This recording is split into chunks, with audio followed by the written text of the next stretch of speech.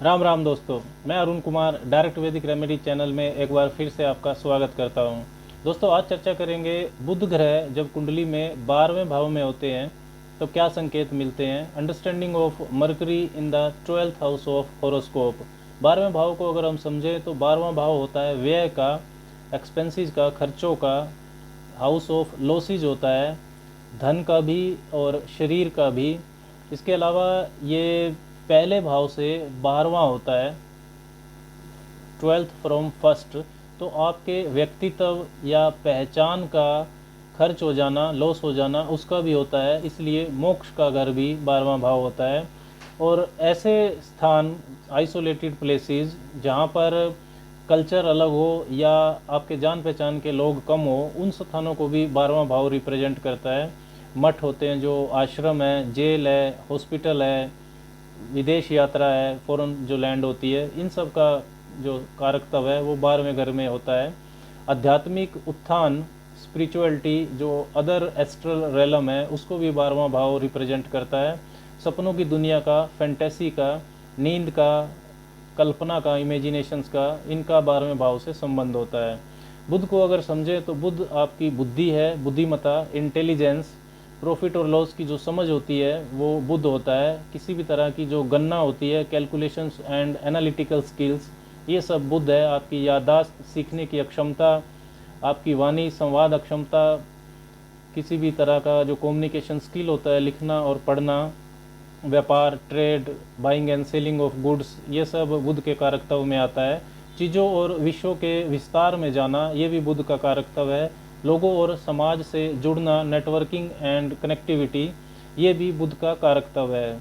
बुध जब 12वें भाव में होते हैं तो जो भौतिक जीवन की बुद्धिमत्ता है, मेटेरियलिस्टिक इंटेलिजेंस, ये कमज़ोर पड़ती है।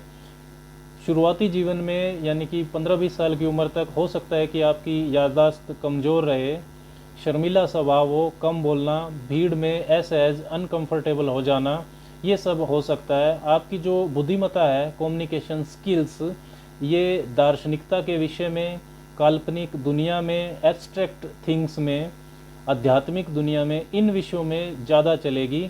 इन विषयों में बात करना, इन विषयों के बारे में, इन विषयों का कम्युनिकेशन करना आपको पसंद होगा। आपका जो लॉजिकल माइंड है वो इन विषयों में ज़्यादा लगेगा। इसलिए जो आसपास के लोग होंगे आपके, वो ज़्यादा घुलना मिलना उनके साथ आपका नहीं होगा।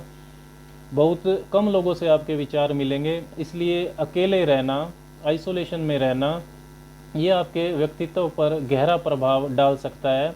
अकेले रहने पर हो सकता है कि आप कंफर्टेबल महसूस करें। और जो बुध की एक करेक्टरिस्टिक होती है, सॉल्विंग द प्रॉब्लम्स, समस्याओं को सुलझाना, ये जो गुण है, तो बुध जब 12वें भाव में आता है तो ये गुण बहुत कमज़ोर पड़ता है। विशेष करके जब आपके आसपास लोग हों, थोड़ा भीड़ हो आपके आसपास, तब आपका जो बुद्धिमत्ता है, आपका दिमाग है, वो प्रॉब्लम्स को सॉल्व नहीं कर पाएगा, चाहे वो मैथ का क्वेश्चन हो या जीवन की विभिन्न समस्याएं। बुध अगर 12वें भाव में है तो आपकी बुद्धिमत्ता को अकेलापन चाहिए। 12वें भाव कल्पना का भी होता है, इमेजिनेशन का, सपनों का भी होता है। तो आपकी जो बुद्धिमत्ता है, कम्युनिकेशन स्किल्स है, वो कल्पना को पेपर पर लिखना, मतलब फैंटेसी राइटिंग में ज़्यादा चलेगी। फैंटेसी बुक्स, स्पिरिचुअल बुक्स, ये सब आप अच्छा लिख पाएंगे।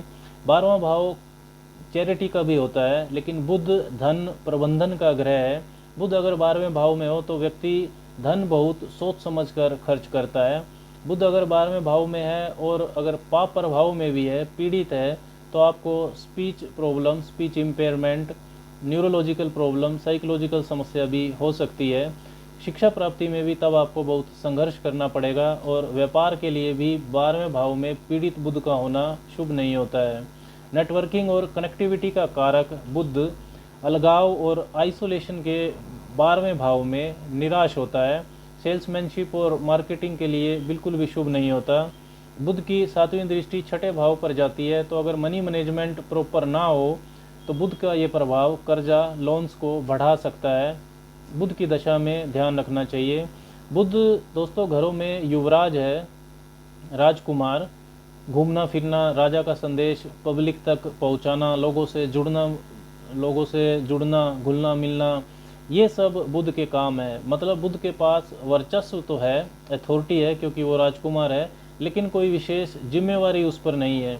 इसलिए बुध अगर 12वें भाव में हो और विशेष करके जलीय राशियों में, कर्क, वृश्चिक और मीन राशियों में, तो घर पर या वर्क प्लेस पर आपका व्यवहार खराब हो जाता है, क्योंकि आप किसी चीज़ की जिम्मेवारी नहीं लेंगे। कर्तव्यों को और जिम्मेवारियों को समझने में आपको काफ़ी वक्त लगेगा।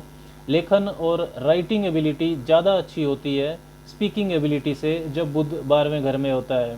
पृथ्वी तत्व की राशियाँ वृष, कन्या और मकर में बुध की फिर भी थोड़ी मजबूत स्थिति होती है 12वें घर में। दोस्तों, 12वें भाव में बुध के होने पर ये जो फल मैंने आपको बताए हैं, इन फलों में 12वें भाव और छठे भाव पर अन्य ग्रहों के प्रभाव से बदलाव होना संभव है। आज के लिए बस इतना ही। राम राम।